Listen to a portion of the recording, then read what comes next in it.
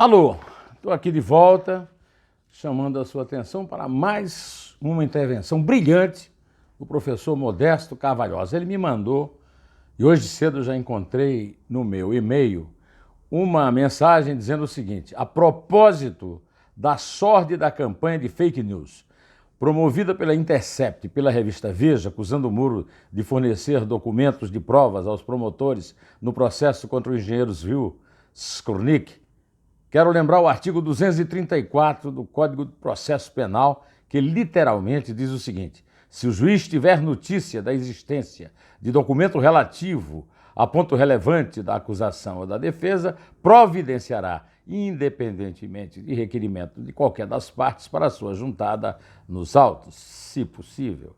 Conversando por telefone com o professor Carvalhosa, ele me disse uma frase maravilhosa que eu vou reproduzir aqui.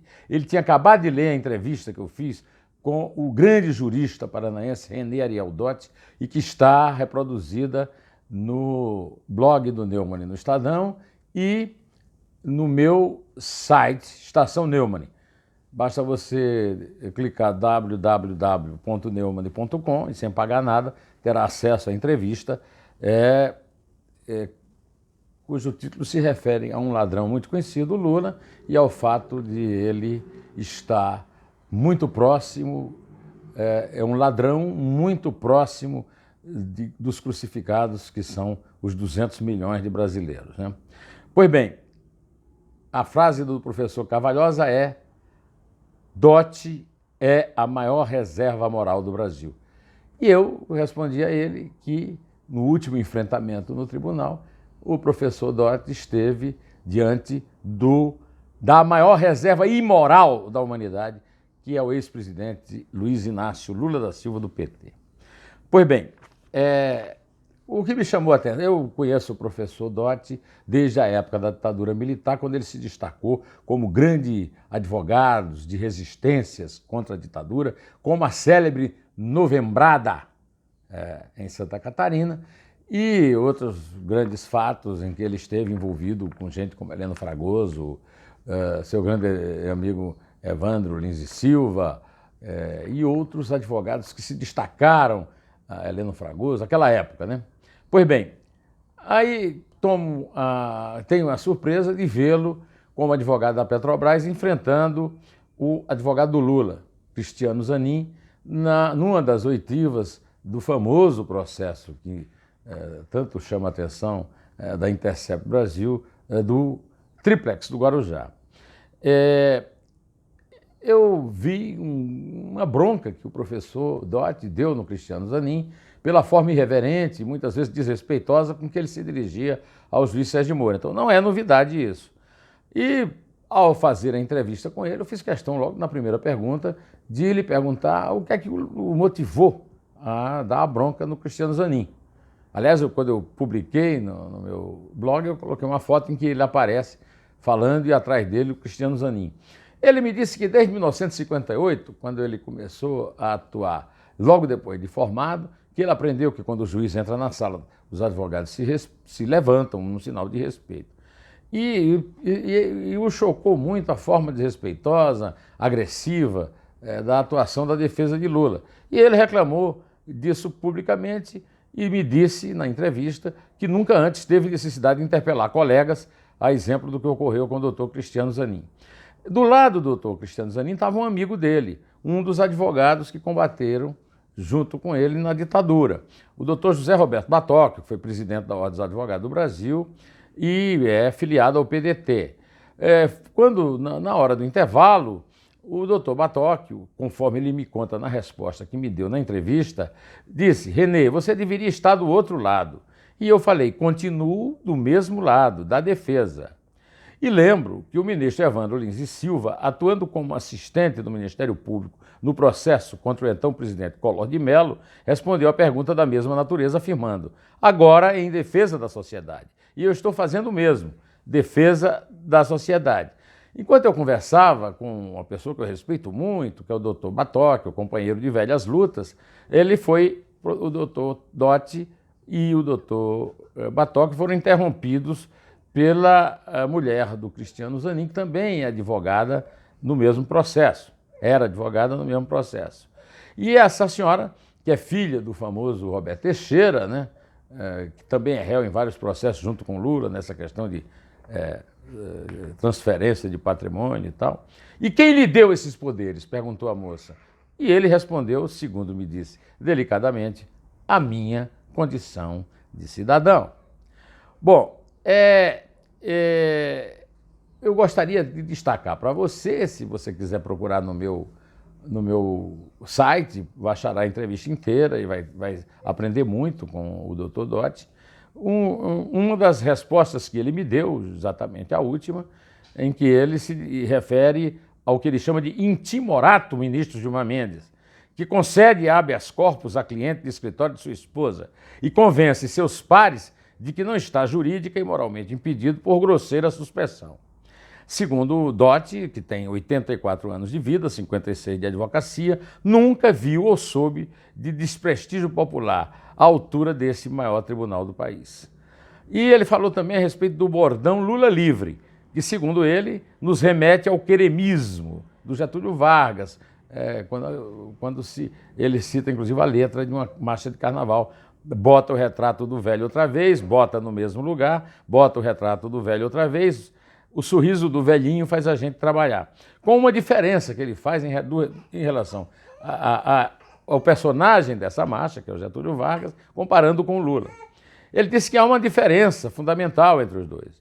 Getúlio Vargas escolheu o suicídio para sobreviver da conspiração das circunstâncias que, inocente, o reduziram à descrença dos aranhóis da política e aos dias amargos de um isolamento cósmico. Foi um estadista na acepção verdadeira da palavra e na prestação pública de suas contas, o saldo foi positivo, apesar da Constituição polaca e do eclipse da liberdade nos idos de 1937 a 1945. O Lula, não. O Lula é um dos ladrões reencarnados que está exposto perto da cruz do povo brasileiro. Morrer a própria morte por suas mãos, isso nunca. Matar, sim. Morrer não é preciso. Viver é preciso. Bom, a referência ao Lula me lembra, mais uma vez eu sou obrigado a referir a você, a enxurrada de mensagens que eu leio. Esquece o Lula. Normalmente de petista que quer mesmo que a gente esqueça o Lula. Não dá para esquecer o Lula. Ontem, os jornais publicaram a notícia que a justiça mexicana... Desculpe, bom, um golinho d'água, tá? Voltando à notícia, a justiça mexicana emitiu ordem de prisão contra o ex-diretor-geral da estatal Petróleos Mexicanos, Pemex, Emílio Lozoya, e 3 familiares, como parte das investigações do caso relacionado à empreiteira Odebrecht, acusada de pagar propinas, segundo informou o Ministério Público mexicano. A Procuradoria detalhou num comunicado que um juiz concedeu na quinta-feira ordem de prisão contra Lozoya, sua mulher, sua irmã e sua mãe, além de outra empresária do setor imobiliário. Ou seja, o Lula é que me persegue, não sou eu. O Lula é que me persegue. O Lula está presente em 33 países que pagaram, que a Odebrecht pagou propina para poder ganhar obras lá, se beneficiar disso e beneficiar o PT em troca das propinas e o próprio Lula.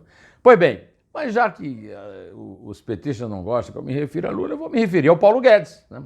O Paulo Guedes, porque é um outro assunto importante para hoje, esse sábado frio de um outono que começou a esfriar, né? É a reforma da Previdência. O Paulo Guedes fez um enorme sucesso numa reunião com empresários em São Paulo, e ele disse uma frase que eu faço questão de repetir, a frase que ele disse, porque é maravilhosa, muito contextualizada, né? Ele disse que somos 200 milhões de trouxas explorados por poucas empresas. O Brasil é uma pirâmide de cabeça para baixo, com a União, com o todo de recursos, ao contrário dos Estados Unidos. Se falta segurança pública, hospital, saneamento, esse recurso tem que descer, não pode estar lá em cima. Nós somos 200 milhões de trouxas explorados por 2 empreiteiras, 4 bancos, 6 distribuidoras de gás e uma produtora de petróleo. Infelizmente, essa é a verdade. Mas eu gostaria, não apenas de citar a frase de Paulo Guedes e lembrar como ele tem razão quando ele se refere à empreiteira pelo menos uma delas, a Odebrecht. A Odebrecht e suas empresas deveriam ser vendidas para pagar as dívidas e não deixar a família corrompedora recuperar às expensas do trabalhador brasileiro o que ela desperdiçou. Os empregados da Odebrecht fariam melhor ao Brasil sob outra administração. Não tem porquê o juiz Carolina, né, que é o João Luiz de Oliveira Filho, que deu em um dia a recuperação judicial da Odebrecht, ter dado essa decisão num dia, em tempo recorde, né?